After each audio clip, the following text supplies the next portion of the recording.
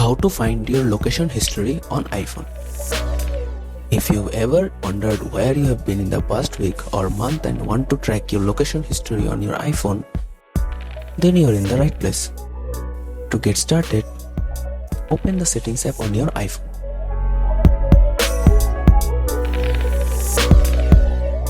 Scroll down until you see the Privacy tab. Tap on it to continue. Inside the privacy settings, you'll see a list of different services that your iPhone uses to access data. Tap on Location Services to continue. Scroll down and tap on System Services.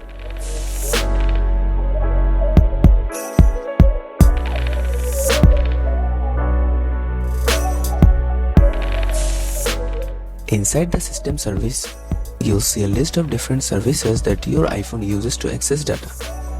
Tap on Significant Locations to continue. If you have a passcode set up, you will need to enter it here. Alternatively, you can use Touch ID or Face ID to continue. Once you are authenticated, you'll see a list of your significant locations.